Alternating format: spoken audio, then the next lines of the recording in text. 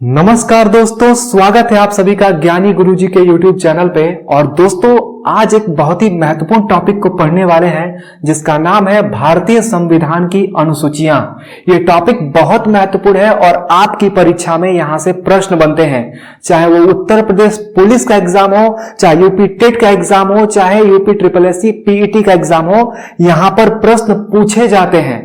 और आज तक इस टॉपिक को आप केवल रट कर याद करते आए होंगे, लेकिन आज मैं आपको एक ट्रिक के तरीके से इसको बताऊंगा, एकदम आसान, आपको हमेशा के लिए याद हो जाएगा। तो पूरा वीडियो बिल्कुल ध्यान से देखिएगा और मेरी बातों को समझने का प्रयास करिएगा। आइए जानते हैं संविधान की अनुसूचियां कितनी हैं और कितनी थी। तो जब हमारा संविधान बनकर तैयार हुआ था दोस्तों, तो संविधान में केवल 8 अनुसूचियां थी।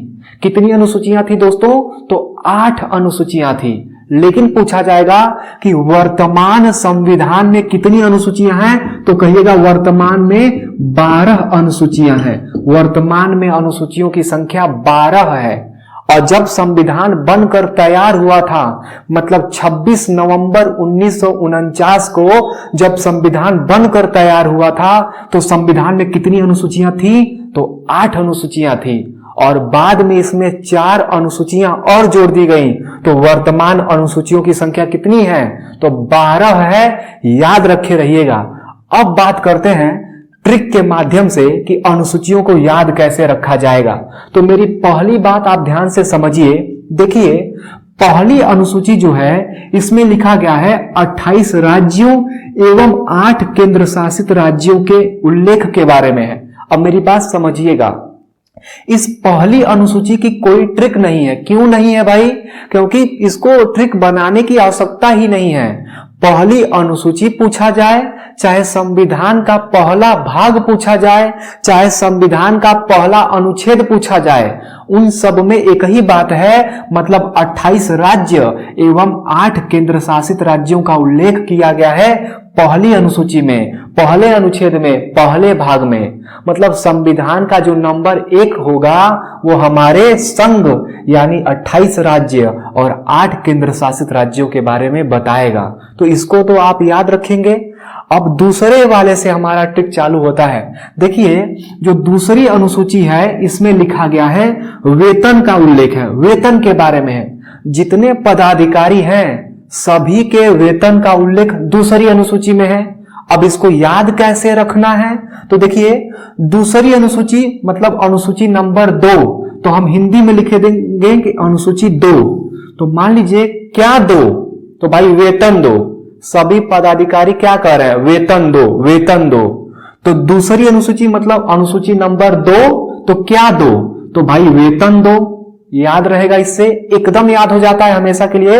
अनुसूची 2 मतलब वेतन दो, वेतन मांग रहा है पदाधिकारी, काम कर रहा है। तो अब आइए आते हैं तीसरी अनुसूची पर। तो दोस्तों, तीसरी अनुसूची में है शपथ के बारे में। मतलब जितने पदाधिकारी हैं उन सभी की शपथ का उल्लेख अनुसूची 3 में है। अब इसको कैसे याद रखना है?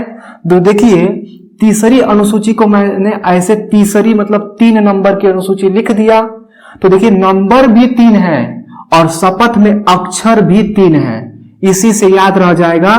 देखिए, शपथ मतलब 1 2 3 अक्षर हैं। तो अनुसूची 3 में किसका उल्लेख है दोस्तों? तो शपथ का उल्लेख है। याद रहेगा इससे। अनुसूची 3 मतलब शपथ में 3 अक्षर है, तो अनुसूची 3 में शपथ का उल्लेख किया गया है। अब एक और बात याद रखे रहिएगा, यहां पर प्रश्न एक विवादित बनता है। प्रश्न पूछेगा कि किसके शपथ का उल्लेख अनुसूची 3 में नहीं है? तो आप कहेंगे कि राष्ट्रपति के शपथ का उल्लेख, राष्ट्रपति की शपथ का उल्लेख इसमें नहीं है। उल्लेख नहीं है। तो भाई किसमें है? तो राष्ट्रपति की शपथ का उल्लेख अनुच्छेद 60 में किया गया है। और किसकी शपथ का उल्लेख नहीं है? तो भाई उपराष्ट्रपति के भी शपथ का उल्लेख इसमें नहीं है। याद रखे रहिएगा, राष्ट्रपति की शपथ का उल्लेख अनुच्छेद 60 में है और उपराष्ट्रपति के शपथ का उल्लेख अनुच्छेद 69 में है। याद रखे रहेंगे। इन दोनों की शपथ का उल्लेख अनुसूचित 3 में नहीं किया गया है और इनके अलावा जितने भी पदाधिकारी हैं उनके शपथ का उल्लेख अनुसूचित 3 में मिलेगा। तो तीन मतलब 1 2 3 कहानी इसी से बना देनी है, याद रह जाएगा आपको। आगे बढ़ते हैं। देखिए चौथी अनुसूची में है राज्यसभा में सीटों के आवंटन के बारे में।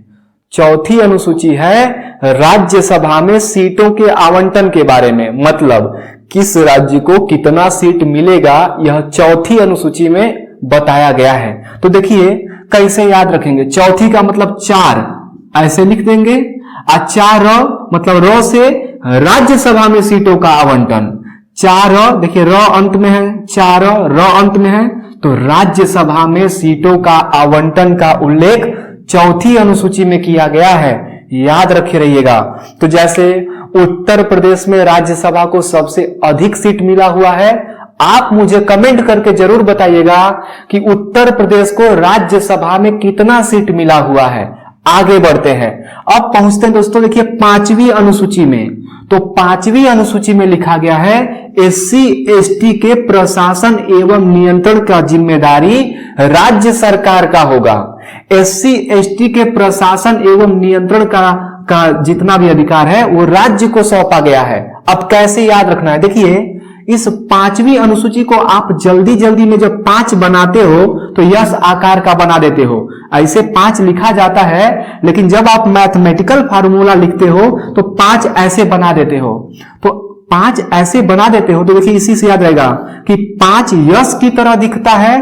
तो 5 यस की तरह दिखता है मतलब एससी एसटी के प्रशासन एवं नियंत्रण की जानकारी अनुसूची 5 में है, याद रहेगा आपको। चलिए अब जानते हैं अनुसूची 6वीं के बारे में। 6वीं अनुसूची में क्या है भाई, तो 6वीं अनुसूची में लिखा गया है कि असम, त्रिपुरा, मेघालय, मिजोरम के लिए एससी एसटी के लिए विशेष प्रावधान राज्य करेगा। मतलब ये जो 4 पूर्वोत्तर के राज्य हैं इन पर प्रशासन एवं नियंत्रण या प्रावधान किसको दिया गया है, तो भाई इन्हीं राज्यों को दिया गया है। कोई अन्य राज्य इसमें परेशान इन लोगों को नहीं करेगा। तो 6वीं अनुसूची के राज्यों को याद करने का सबसे आसान ट्रिक है, यहां मैं लिख दे रहा हूं एटीएम का स्क्वायर। ए का मतलब है असम, टी का मतलब है त्रिपुरा और डबल यम यहां पर होगा तो एक का मेघालय या मिजोरम लिख दीजिए, पहले मिजोरम और फिर लिख दीजिए मेघालय। तो असम, त्रिपुरा, मिजोरम, मेघालय या मेघालय मिजोरम, इन 4 राज्यों के स्पेशल प्रावधान का उल्लेख 6वीं अनुसूची में किया गया है। तो आप 6वीं अनुसूची के लिए ट्रिक याद रखना एटीएम का स्क्वायर, एटीएम स्क्वायर। अब आते हैं 7वीं अनुसूची पे, और ये अनुसूची आपके परीक्षा में बहुत ज्यादा महत्वपूर्ण है। हर बार यहां से प्रश्न पूछा हुआ है, चाहे वो यूपी पुलिस का हो चाहे यूपी टेट का हो, हर बार यहां से कुछ न कुछ पूछ लिया जाता है। देखिए 7वीं अनुसूची में 3 उप सूचियां हैं। कौन कौन सी उप सूचियां हैं, तो पहली है संघ सूची, दूसरी है राज्य सूची और तीसरी है समवर्ती सूची। आप जानते हो दोस्तों कि संघ सूची पर कानून बनाने का अधिकार केंद्र सरकार का है, राज्य सूची पर कानून बनाने का अधिकार राज्य सरकार का है, और समवर्ती सूची पर कानून दोनों बना सकते हैं। मतलब केंद्र भी चाहे तो समवर्ती सूची पर कानून बना सकता है और राज्य सरकार भी चाहे तो समवर्ती सूची पर कानून बना सकती है। अब यहां ध्यान दीजिएगा, देखो इसमें यह पूछा जाता है कि संघ सूची में पहले कितने विषय थे और फिर पूछा जाएगा संघ सूची में वर्तमान में कितने विषय हैं। तो याद करने का तरीका समझिएगा। देखिए संघ सूची में पहले 97 विषय थे, पहले 97 विषय थे, अब कितने विषय हैं, 100 विषय हैं। कैसे याद रखेंगे, तो देखिए संघ का मतलब है केंद्र, और अगर मान लो केंद्र सरकार को नंबर देना हो, अगर आपको बोला जाए कि केंद्र सरकार को आप 100 में से कितना नंबर दोगे वर्तमान में, तो वर्तमान में भारत का एक तरह से सम्मान पूरे विश्व में बढ़ा है, तो कहा जाएगा कि भाई हम तो संघ को वर्तमान में 100 में 100 नंबर देंगे, क्योंकि संघ शक्तिशाली है। तो इसी से याद रखे रहना है कि संघ मतलब केंद्र शक्तिशाली है, तो उसको 100 में से कितना नंबर दोगे, तो 100 देंगे। लेकिन कुछ वर्ष पहले तो संघ शक्तिशाली थोड़ा था लेकिन कम था, तो संघ को पहले 100 में से कितना नंबर देंगे, तो 97 नंबर देंगे। वर्तमान में संघ को 100 में 100 नंबर दे देना और पहले कितना नंबर दे देना, 97। तो प्रश्न बनेगा कि संघ सूची में वर्तमान में कितने विषय हैं, तो वर्तमान में कहिएगा 100 विषय हैं। पहले कितने विषय थे, तो 97 विषय थे। अब आते हैं राज्य सूची पर, जिस पर राज्य सरकार को कानून बनाने का अधिकार है। तो इसमें पहले 66 विषय थे, अब बाद में इसमें कितना विषय कर दिया गया, तो 61 विषय किया गया। इसमें 5 विषय को निकाल करके समवर्ती सूची में डाल दिया गया। तो समवर्ती सूची में पहले 47 विषय था और अब कितना विषय है दोस्तों, तो अब है 52 विषय, क्योंकि 5 विषय जो राज्य सूची में था उसको उठा करके और समवर्ती में सूची में डाल दिया गया। जैसे शिक्षा है, नाप तोल है, वन्य जीव है, इन सभी ऐसी तरीके से 5 विषय जो थे वो 5 विषय राज्य सूची से हटा करके और समवर्ती सूची में डाला गया है। तो एक बार मैं दोबारा बोल दे रहा हूं कि संघ सूची में वर्तमान में 100 विषय हैं, पहले 97 विषय थे। राज्य सूची में वर्तमान में अगर बोला जाए तो 61 विषय हैं और पहले 66 विषय थे। अगर पूछा जाए कि समवर्ती सूची में कितने विषय हैं वर्तमान में, तो कहिएगा भैया 52 विषय वर्तमान में हैं और पहले कितने विषय थे, तो 47 विषय पहले थे। तो अब इसके आगे की अनुसूचियों को हम लोग देखते हैं। आइए दोस्तों पढ़ते हैं 8वीं अनुसूची से। देखिए 8वीं अनुसूची में 22 भाषाओं का उल्लेख किया गया है। जो 8वीं अनुसूची है इसमें 22 भाषाओं का उल्लेख किया गया है। लेकिन जब संविधान बना था दोस्तों, तो संविधान जब बना था तो मात्र इस 8वीं अनुसूची में 14 भाषा थी। मतलब वर्तमान में संविधान की 8वीं अनुसूची में 22 भाषाएं हैं, लेकिन जब संविधान बना था तो मात्र 14 भाषाएं थी। यानी बाद में और भाषाओं को जोड़ा गया है। और यही तो आपसे प्रश्न पूछा जाता है कि बताइए कि संविधान में पहले कितनी भाषाएं थी, तो संविधान की 8वीं अनुसूची में पहले 14 भाषा थी और अब कितना भाषा है, तो अब 22 भाषा का उल्लेख किया गया है। तो देखिए कौन सी भाषा को कब जोड़ा गया, थोड़ा समझते चलिएगा। देखिए 21वां संविधान संशोधन किया गया था 1967 में और 21वां संविधान संशोधन 1967 के द्वारा सिंधी भाषा को 8वीं अनुसूची में जोड़ दिया गया था। 8वीं अनुसूची में जोड़ दिया गया था। उसके बाद 71वां संविधान संशोधन किया गया था 1992 में और 3 भाषाओं को जोड़ा गया। कौन कौन सी, तो नेपाली, मणिपुरी और कोंकणी। नेपाली, मणिपुरी और कोंकणी, इन 3 भाषाओं को जोड़ने के लिए कौन सा संविधान संशोधन हुआ, तो 71वां संविधान संशोधन किया गया 1992 में। तो इसके लिए ट्रिक याद रखना है, नमक। ट्रिक क्या याद रखेंगे दोस्तों, तो नमक ट्रिक याद रखेंगे। तो न से है नेपाली, म से है मणिपुरी और क से है कोंकणी। याद रखे रहिएगा, न से है नेपाली, म से है मणिपुरी और क से है कोंकणी। तो प्रश्न बनेगा कि 71वां संविधान संशोधन 1992 के द्वारा संविधान की 8वीं अनुसूची में किन भाषाओं को जोड़ा गया, तो नेपाली, मणिपुरी और कोंकणी। नमक याद रखे रहिएगा। आगे बढ़ते हैं। यह है 92वां संविधान संशोधन 2003 में किया गया था और 92वां संविधान संशोधन 2003 के द्वारा इसमें 4 भाषा जोड़ा गया। कौन कौन सा, तो बोडो, डोंगरी, मैथिली, संथाली। याद रखिएगा, बहुत महत्वपूर्ण है कि 92वां संविधान संशोधन 2003 के द्वारा 4 भाषा जोड़ा गया, बोडो, डोंगरी, मैथिली, संथाली। इसका ट्रिक क्या है, तो ट्रिक है BDMS, बी का मतलब है बोडो, डी का मतलब है डोगरी, एम का मतलब है मैथिली और यस का मतलब है संथाली। BDMS, बोडो, डोगरी, मैथिली, संथाली, याद रखिएगा। तो ये भाषाएं बाद में जोड़ी गई हैं। अब यहां पर प्रश्न निगेटिव या पॉजिटिव वाला ज्यादा बनता है। कहेगा कि बताइए 92वां संविधान संशोधन 2003 के द्वारा किस भाषा को 8वीं अनुसूची में नहीं जोड़ा गया? तो भाई सिंधी को 92वां संविधान संशोधन के द्वारा नहीं जोड़ा गया। भाई नेपाली, मणिपुरी, कोंकणी को 92वां संविधान संशोधन के द्वारा नहीं जोड़ा गया। इनके लिए 71वां किया गया, सिंधी के लिए 21वां किया गया। तो प्रश्न थोड़ा क्रिटिकल बनता है, तो आपको याद रखना है।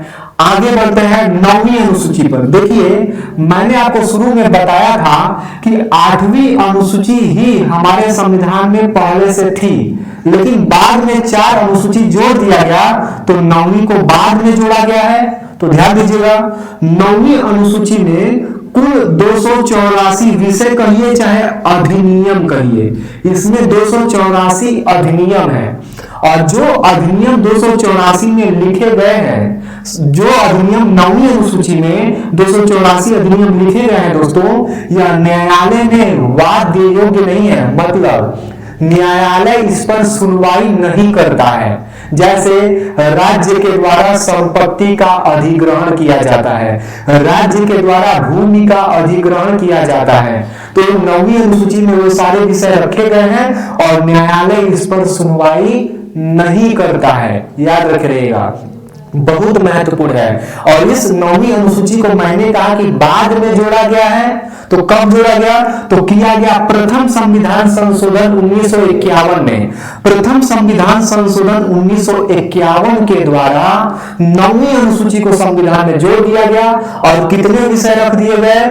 284 विषय या अधिनियम इसमें रखे गए हैं। मोस्ट इंपॉर्टेंट है भाई, याद जरूर रखना, आपके लिए बहुत ज्यादा जरूरी है। अगला 10वीं अनुसूची पर बात करते हैं। तो देखिए 10वीं अनुसूची में लिखा गया है दल बदल निषेध के बारे में। मतलब एक व्यक्ति एक पार्टी से जीत करके दूसरे पार्टी में कूद कर उसकी सरकार न बना दे, उसका विरोध किया गया किस अनुसूची में? 10वीं अनुसूची में। तो दल बदल निषेध किया गया 10वीं में। याद कैसे रखना है? देखिए 10वीं तो हमारे भोजपुरी में कहावत है, अरे 10 गो दल बदल बा, इसी से याद रखना है। मतलब कह रहा है 10 गो दल बदल बा, मतलब 10वीं अनुसूची में किसका विरोध है? दल बदल का। 10 बदल बदल बा, ऐसे याद रखना है।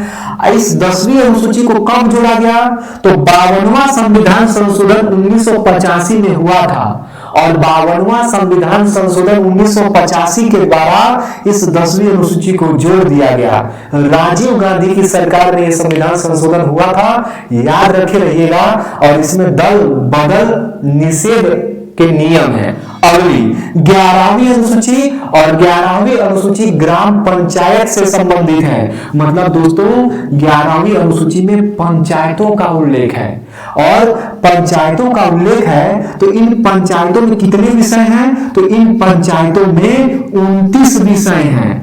11वीं अनुसूची में 29 विषय है और इस 29 विषय पर पंचायतों को कानून बनाने का अधिकार भी दिया गया है। और इसको कब जोड़ा गया?